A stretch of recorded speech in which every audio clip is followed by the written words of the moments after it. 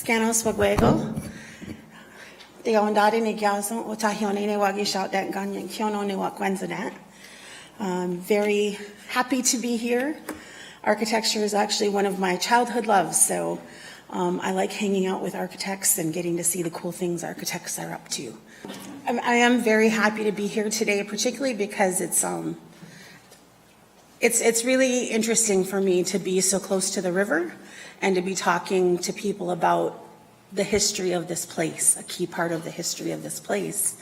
Although I haven't specifically analyzed the area right around Cambridge, but it's the river, right? And so yeah, thinking about that and particularly because to have this opportunity to talk with people who are thinking about places on the river and what that means in terms of a relationship between Indigenous and settler peoples, and specifically between Haudenosaunee and settler peoples.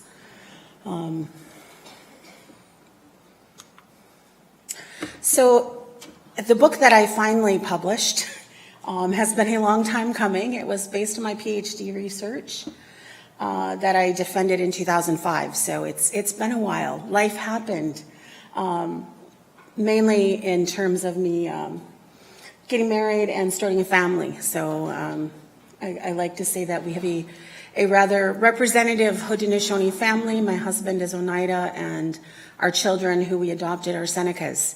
So we've got Mohawk Senecas, and some of those, as Dr. Woodworth was talking about, some of those endearing younger siblings in terms of my husband gets to represent the younger siblings. When I took on the research of the book, I was trying to figure out how it is that we ended up with so little land on the Grand River, knowing that it was all of New York, well, most of New York State and most of Southern Ontario was traditionally Haudenosaunee territory. So how is it that we're restricted to really 48,000 acres? Even understanding that the Haldeman Proclamation promised our interests in close to 1 million acres. So how did this happen?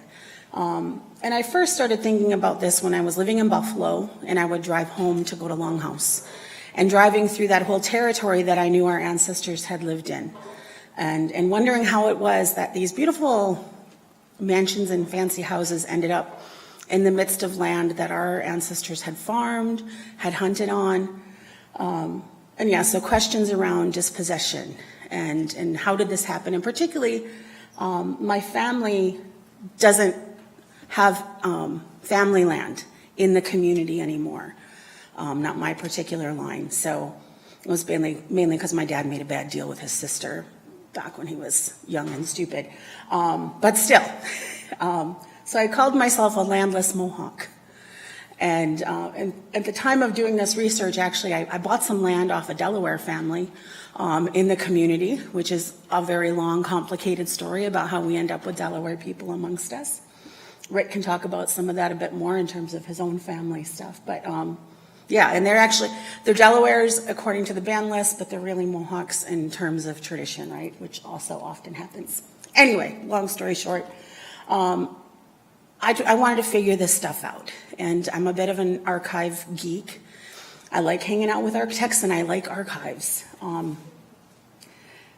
And I know not a lot of people do, and not a lot of people know how to navigate an archive. So I figured, well, our leaders tell us we're all born with a gift, and I decided, oh, this must be my gift.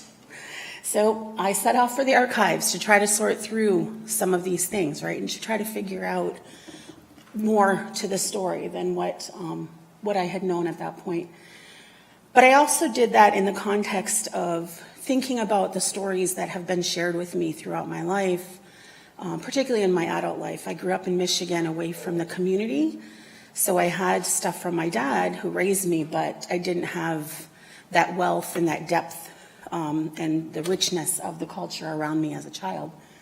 But thinking about the stories that I'd learned from people who were leaders of our Longhouse people, and understanding some of the metaphors, and then thinking through when I might encounter those metaphors in the archival record. And that was one of the first things that I really took with me in the research was that reminder that our people are highly metaphorical. So earlier, Dr. Woodworth talked to us about the people who build a long house as a literal meaning of Haudenosaunee, and that is completely true.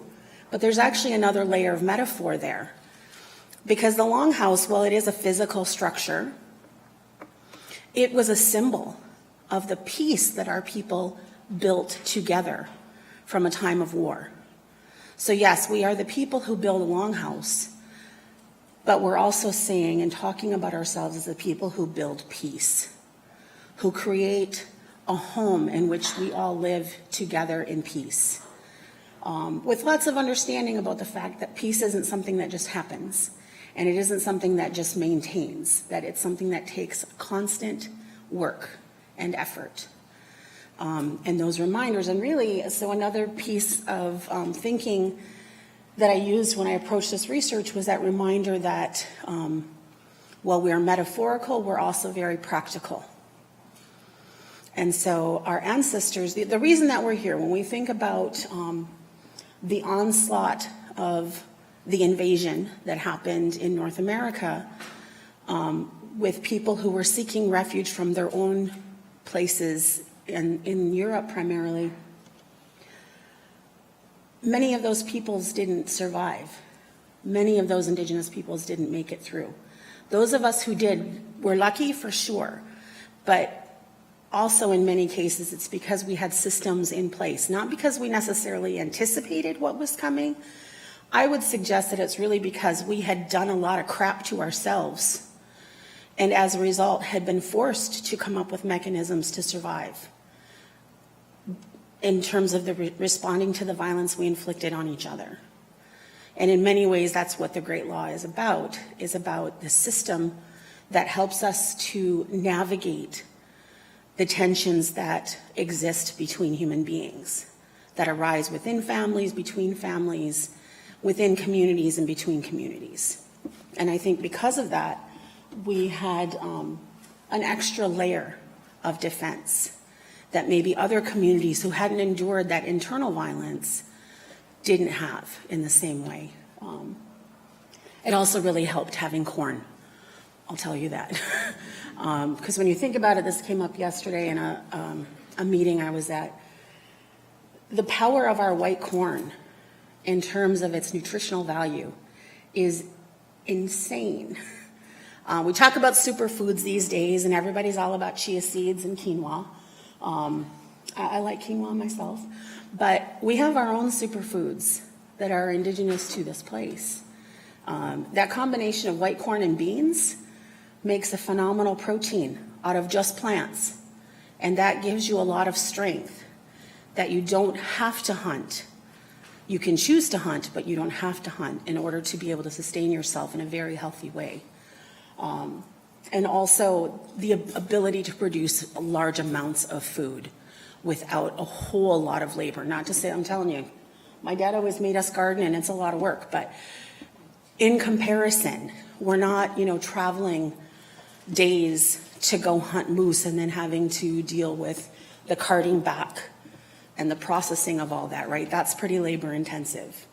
And also you encounter lots of dangers when you have to go that far away from your community, right? So we didn't have to do that. We certainly did do that, but it wasn't something we had to do to survive. And so it all lent to a strength that we had. And despite that, we still encountered disease that killed us off on an average of 50% of our people. There's a period between 1630 and 1640 where literally half of the Haudenosaunee population died from disease in a 10-year period. To be able to survive that and to get through that, again, isn't just by chance and it wasn't just by luck. We were extremely fortunate that our ancestors had created these systems that allowed us to live through these things. And certainly for people who study the evolution and the history of architecture, we also then see responses in the ways that we built our homes as a result of those epidemics, right? I won't get into a whole bunch of that, but Kurt Jordan has some really fascinating work around what he refers to as the Seneca short house. that I would encourage people to look into if you're interested in some of the archaeological history and how it helps us to understand the evolution of Indigenous architecture. So we're people of metaphors, we're practical people, very pragmatic in our thinking. One of my mentors, the late John Mohawk, who was a professor at SUNY Buffalo along with Rick Hill, wrote an article once where he talked about progressive pragmatism. And it's a piece that I use often with students because he lays out really well ideas about Haudenosaunee thought that are useful in application in the global world that we live in. And he talked about that under the Great Law particularly, we have this system that requires us to think about where we want to go and then to make a plan about how to get there.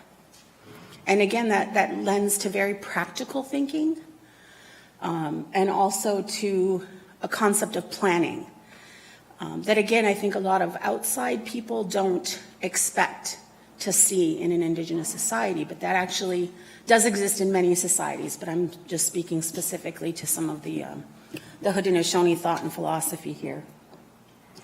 And then another key tenet of knowledge, I guess, that I tried to carry with me in looking at my archival work was understanding that Haudenosaunee thought and philosophy requires us to have an emphasis on the mind. We talk about Gotnikonglio, the good mind. We talk regularly. When Amy opened for us this morning, she talked about that need to bring our minds together. That's a tool. Yes, it's this beautiful metaphor. It speaks to our connection to the sky world, but it's also a tool of practicality. And it requires us to think about what we can live with together. And to me, that's a key aspect of what one-mindedness is about being able to agree enough that we can be peaceful amongst each other in moving forward with whatever decisions that we're making. That's what it means to me. Other people will describe it in other ways for sure, but that's what it means to me. And I find that really helpful to me in thinking about, again, in reminding that we come from this practical tradition. Certainly, Haudenosaunee thought and philosophy is beautiful. It can be very poetic. When you hear some of our speeches and songs, extremely poetic. But there's a practical underlying value that permeates through all of it. So all of this. I also started this research by doing my lit review and my background reading, because that's what you do as a scholar, right, as an academic. And one of the key pieces of influence for me was the dissertation of the late Deborah Dockstader. And Deborah did her PhD in history at the University of Western Ontario. And it was titled What Happened to the Iroquois Clans? But she framed it around an understanding of a word that exists in the Mohawk language, Odara. And Odara is a word that actually is used in many ways. If you know much about Iroquoian languages, they're polysyncratic, and they have really this root word system. That this root will then be used in lots of other words. So in this case, the root is in Mohawk T-A-R, and that is the root for clay. It's the basis for the word for clay. So you might realize there's a reason for the title of my book, even though it's not grammatically correct. We use the same word if we're talking about bricks. Makes sense, right? We use it if we're talking about pottery, all those things that are made of clay. But we also use it in Ganyakgeha, in the Mohawk language, when we're talking about our clans. A key element of our identity is our clans. And this is where we're referred to as a matrilineal people, because your clan identity comes through the mother's line. And if you're at, a gathering, you might be at a social, say you're a young person and not attached, but thinking you might want to be attached. A key phrase to learn, and I'm guessing for those of you who are in the Ganyakgeha class, that your teacher probably taught you Otni Satur Lodan, because you got to know if you're related or not. So Onizatdolodang is what is your clan, but literally it is what kind of clay are you made of? And it goes back to our creation story, where we're told that at the time in the sky world, long before humans existed and really long before this world as we know it existed, that there was a man who was responsible for a tree. They'll refer to him in the written versions about, oh, he's this great chief. But he had a job, and his job was to take care of this tree. And that in this process of him carrying out his duties, he ended up grasping at the ground below him and making things. And in a similar way, that process gets repeated when this world starts to come into being. I won't go into all kinds of detail on that, but in one of the ethnographic studies of Haudenosaunee creation by J.M.B. Hewitt, he titled it The Myth of the Earth Grasper. So he's talking about this aspect in our creation story where the one who is known as Wa'andisan, the one who completes our bodies, creates stuff by taking soil, by taking clay and forming it, and then breathing life into these different beings that he creates. So Onizatdolodang is about making sure you're not related to that cute guy that you think you might want to dance with, but it's also about understanding what each of you comes from and understanding how you connect literally to the earth and what your responsibilities and connections are to each other as a result of that. So Deb wrote about this and wrote about this idea, and she came across it not just like, on a whim. She learned about it from a man named David Ganadawakung, who some of you may know. He's also known as David Miracle, a very talented and skilled linguist from the Tyendinaga Mohawk territory. And they were friends. They hung out together. They both lived in London. There's some other Mohawks around London, but not lots. It's kind of Oneida territory, along with folks from Chippewas of the Thames and various other places. But they would visit. And that was one of the things that he taught her, was about clans and the words for clans. He was always sharing words with her. And so she wrote about that in her dissertation, and this idea about this connection between our core identity in terms of our clans and land. So I picked up on that, partly because it just made a lot of sense to me, but also in respect and honor of the brilliance that Deb worked from. And she unfortunately went home long before her work here could have been done. I guess it was done, but those of us who she left behind would have liked to have seen her stay a bit longer. So again, in thinking through this, I started looking at not just the archival record, but also some of the ethnographic record, particularly around stories that were collected at Grand River, mostly in the late 19th century, some early 20th century, where ethnographers came in and worked with knowledge holders from the community to record stories, and not necessarily with a tape recorder or the early, the wax cylinder stuff. Some of it was done on that, but to write down these stories. And particularly they focused on doing it almost primarily in language. So we have these really rich texts that exist that were documented in Ongohoe languages. And so I worked with those texts. I'm very, very poor in our languages. I did take a Mohawk immersion program while I was doing my dissertation research, and then later I took a Cayuga language immersion program. And while I'm nowhere near any level of mastery of either language, it informs the way that I'm able to look at some of those texts. And particularly because as a Longhouse person, I hear some of those terms on a very regular basis. So some of those things that Amy spoke of this morning in the Ohendangaliwadekwang are common phrases that are used regularly in our ceremonies. And they're also used sometimes just in the kitchen and places like that. So when you're around speakers, you get exposed to patterns. And there's a lot of repetition, particularly in our ceremonial language. But there's a reason for that, because again, it gets your mind straight and it helps to make sure everyone is on the same page. So thinking about language and understanding that our traditional thought and philosophy is housed in language.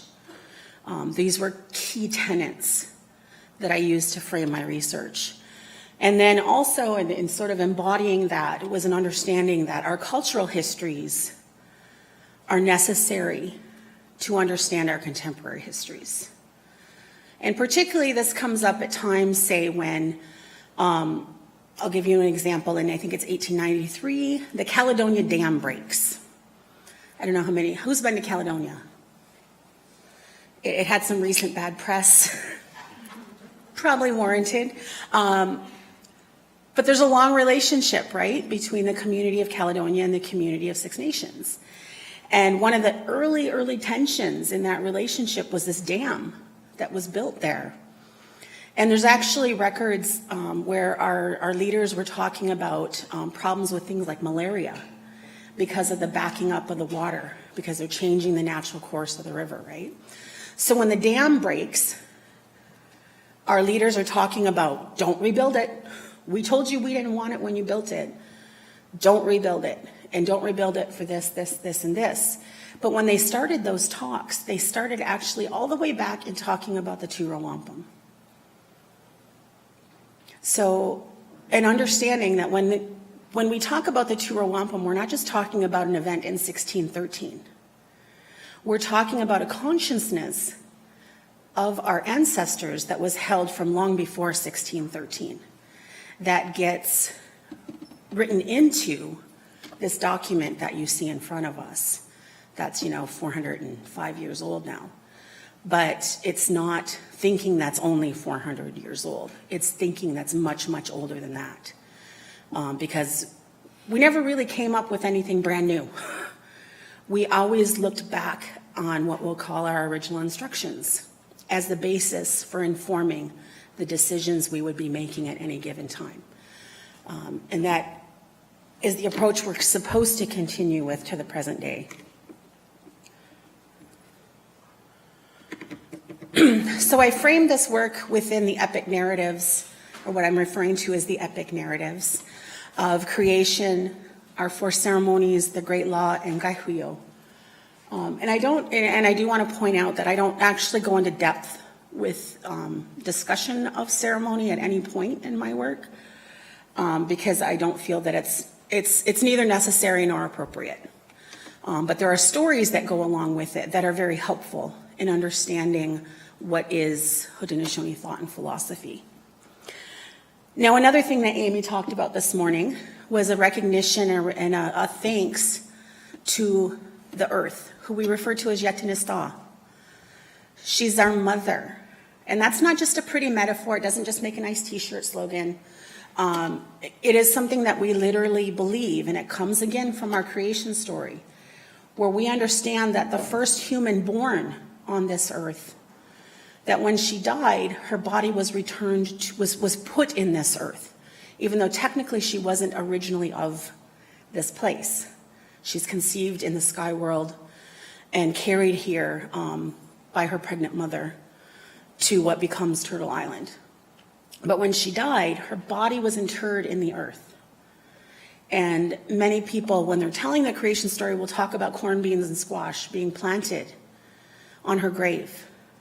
And that food that came from those plants is what nourishes our people all the way to the present day. So understanding, like I said, it's not just a really pretty t-shirt, that it is something that is inherent in our understanding of our relationship to the earth.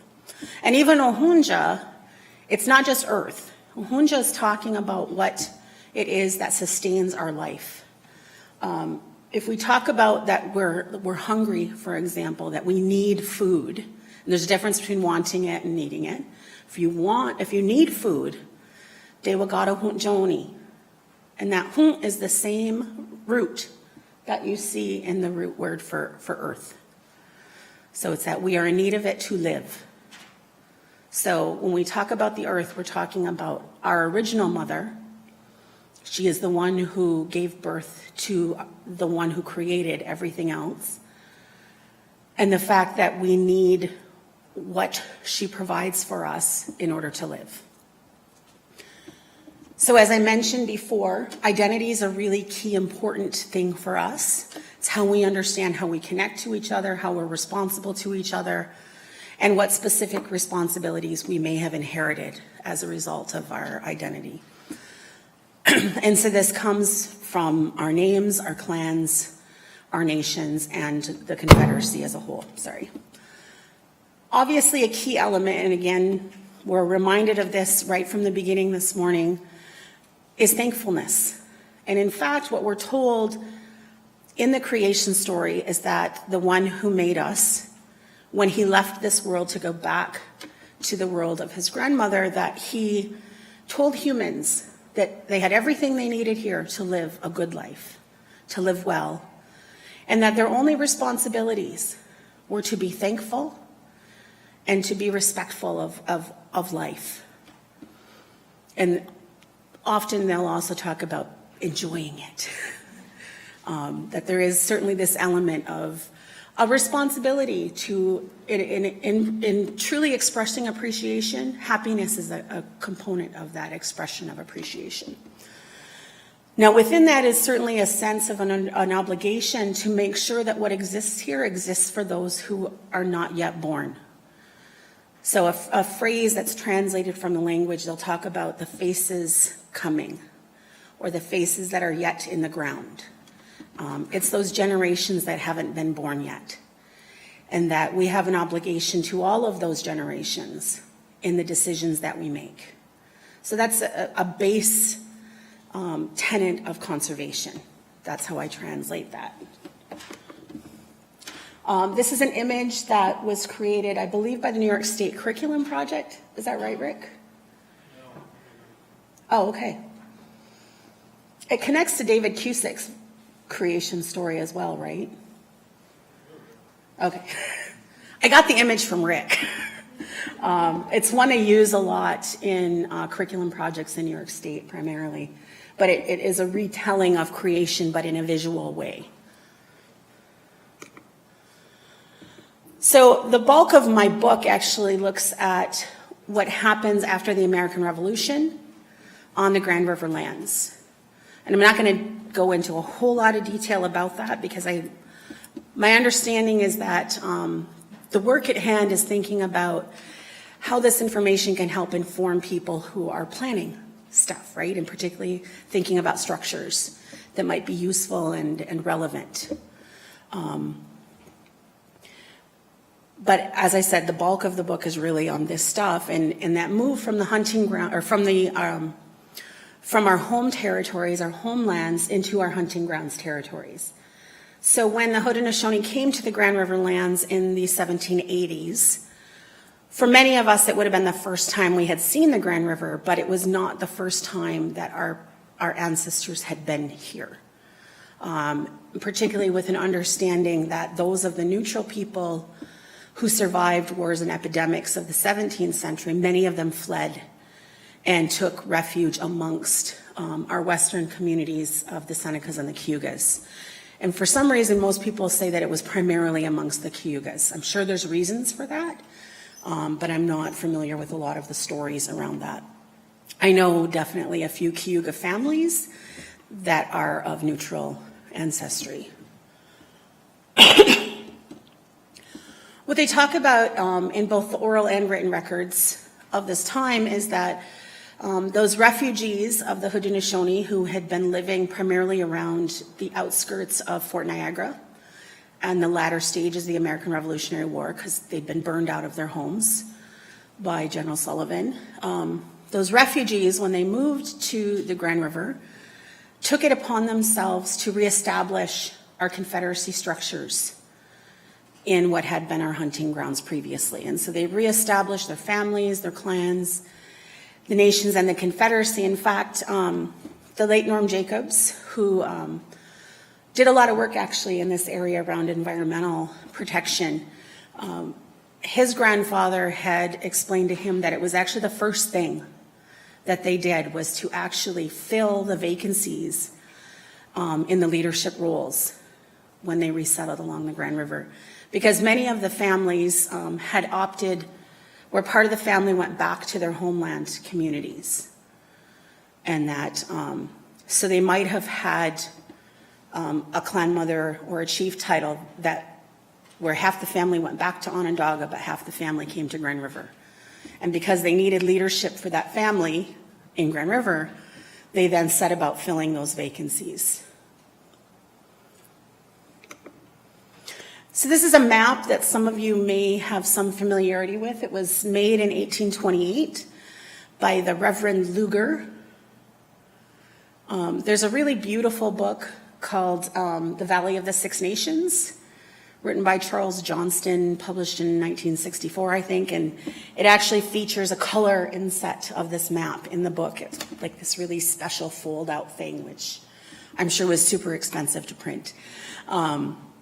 But in this map, so this reverend who visited the Grand River Territory in the 1820s set about marking out the different villages that he saw on the Grand. And this is the lower part of the Grand, so actually downriver from where we're at now. The uppermost part is what they call Davis Hamlet or Davisville. And that's kind of just north of Brantford. There's a golf course there, ironically.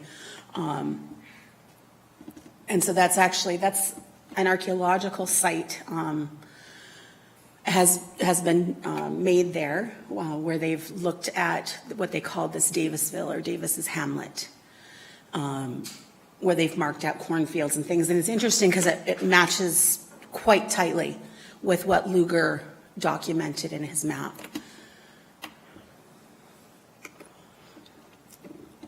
Building upon that map and upon ideas of the river and thinking about those stories that I heard about the rebuilding of the Confederacy on the Grand River, that sort of reconstituting of the Confederacy, not a remaking of it, but like a filling in of the vacancies. I came up with this image where I superimposed the image of a longhouse over the river and thinking about that metaphor of building peace in this place, in our new homeland. And I'm by no means an artist. This was a lot of cutting and pasting with technology that didn't exist. Well, it was very crude technology back then. Now I'm sure I could, probably my 5-year-olds could come up with something at least as astute as this. In looking at the documents that come about, that exist in the Grand River community, we're actually extremely fortunate in that we have the records of our councils written in English, many records that start even in the 1790s, written by our own people, and then extensive records that exist from the 1880s to 1924, all written by our own people. Which is extremely rare for communities. We're so lucky in that way. And I'll tell you, I don't know if there's other history geeks in the room or not, but there's something about handwritten records that is a challenge. And these days when I teach archival assignments to my undergrads, they often really struggle because they're not used to, they don't use handwriting much themselves beyond their signature. And they're certainly not real familiar with looking at extensive handwritten documents. But this work is all handwritten documents. One of the interesting observations I made, which is a side note, but I'm going to tell it anyway, is how much better the handwriting was of the community documenters than the Indian agents. I rank Indian agents by their handwriting. I'm just being honest here, and some of them I just detest because they were lazy with their penmanship. But on our side of it, our secretaries for the Grand Council always had very beautiful penmanship.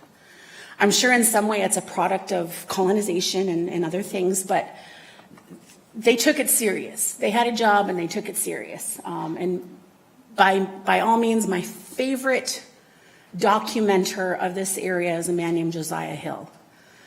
He was served as secretary of the Grand Council for over 40 years and had immaculate penmanship. So I'm really grateful to Josiah, and he's actually a relative of Rick's. And it's always funny because people who don't know think, oh, you're just talking about your own family. I'm like, you have no idea what it is to be a Hill at Grand River. There's thousands of us, somewhere around 22 families, I'm told. So no, not related, but still a fan. So I looked at roughly 10,000 pages of handwritten documents, just to boil it all down. And there were some really interesting things that came out of that process, in sort of trying to figure out themes that were present. I will say, too, that I approached the record looking for continuity of thought and philosophy. And it can be said that you're going to find what you're looking for. So when the anthropologists have looked at our ceremonies and such, and they're looking for what they see as a loss of knowledge, they often find that. And so you can say that, well, she said she was going to look for continuity and she found it. But I think there's some pretty clear evidence that demonstrates that this isn't just like me conjuring stuff up. When you see verbatim speeches from 1890 around the dam in Caledonia matching up with council records from 1807 in recounting the Chiro Wampum and the Covenant Chain, that's some pretty serious continuity, particularly given that most people were not written literate at that time, right? This is from repetition of thought and philosophy and through Haudenosaunee orality.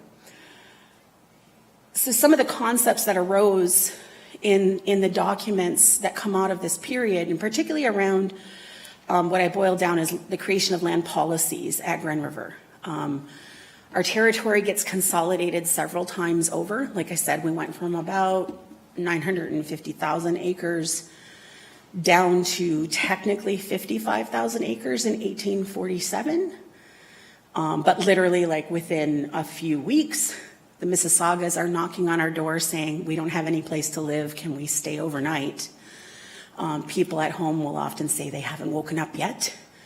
And they occupy about 8,000 acres of our territory. So in terms of actual access to Six Nations people, we've got they say about 48,000 acres available to us. You may or may not know that we also have the largest single population of any First Nation in Canada. The last count was somewhere just over 26,000 members.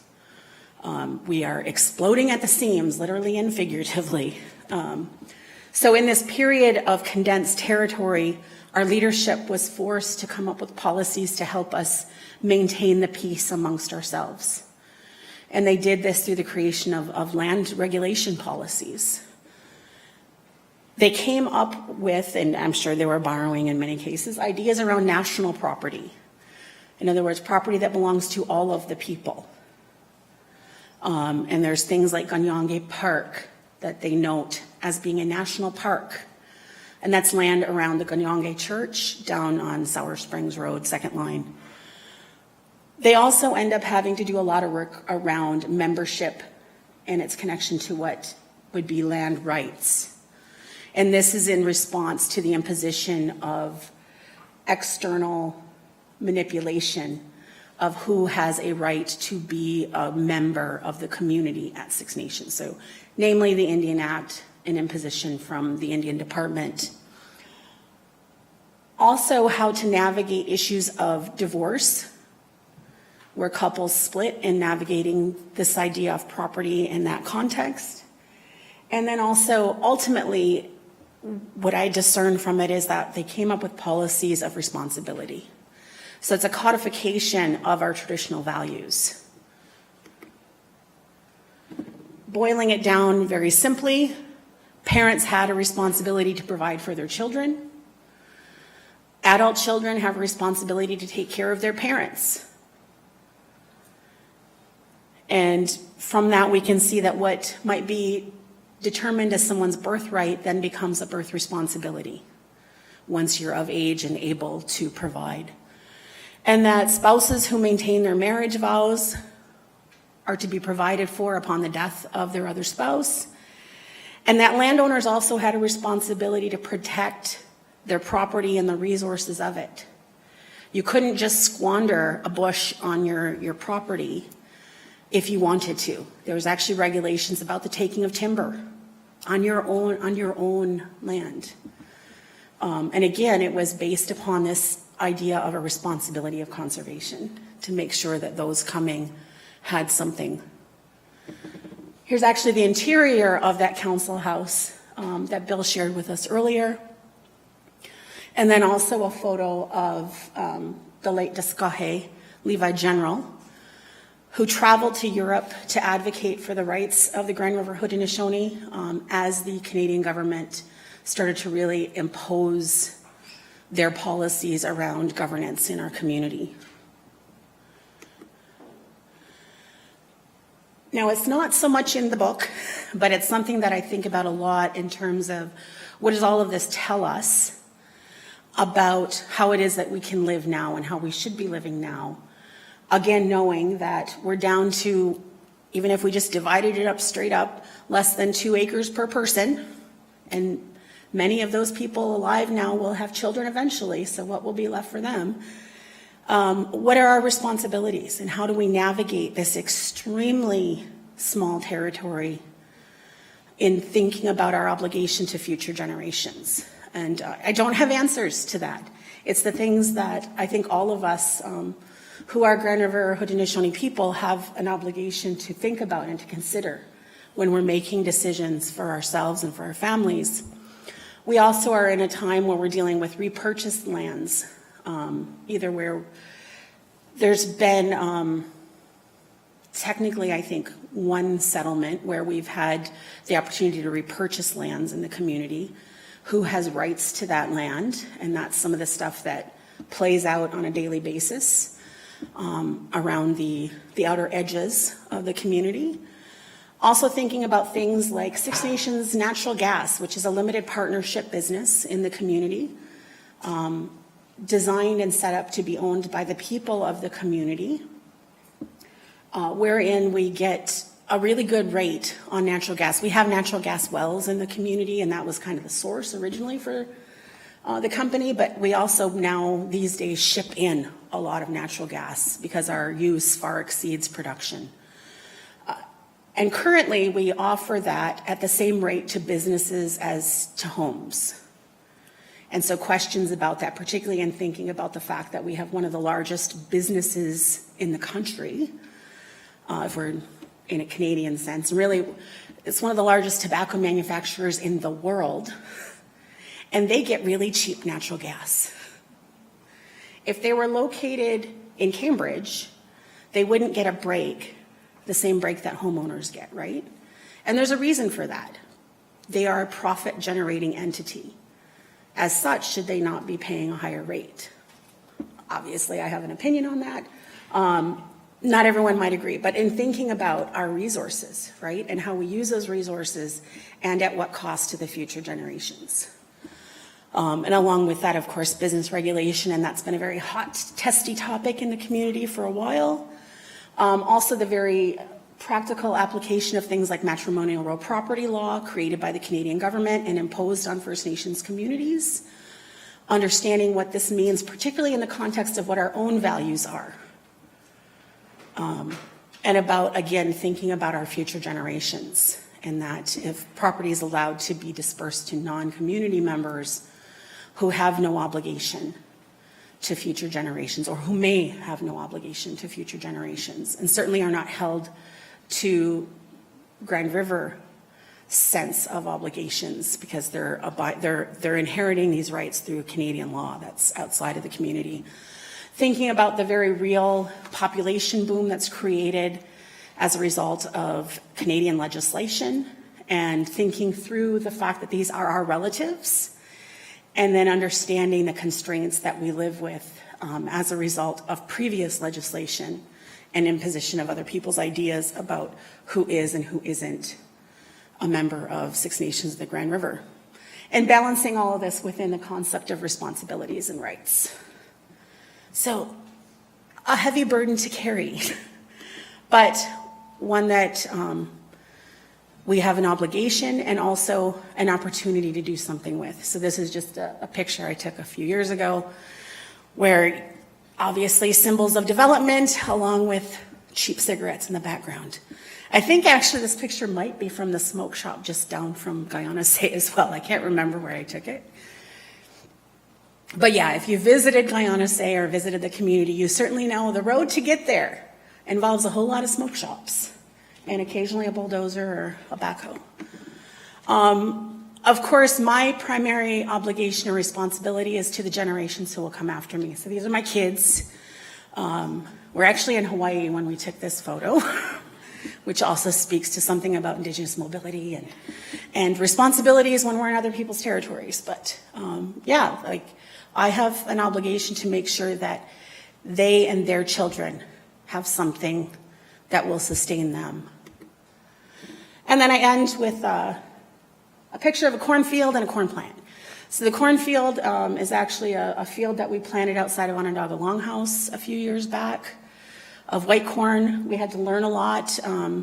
Most of us hadn't planted fields before. And it wasn't really a big field either, but most of our crop got eaten by the raccoons.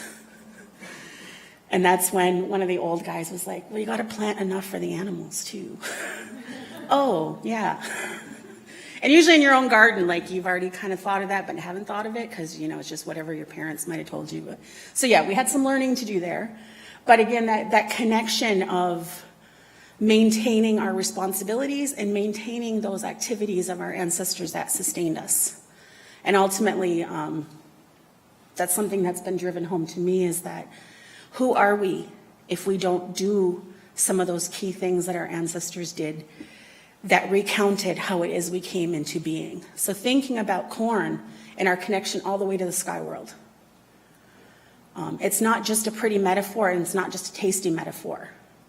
It's reality. And if we don't work hard to make sure that we can continue that, then is there really a purpose for continuing to identify as Haudenosaunee people and for continuing a relationship with our territory if we don't maintain this? So with that, I will end. Nyawa.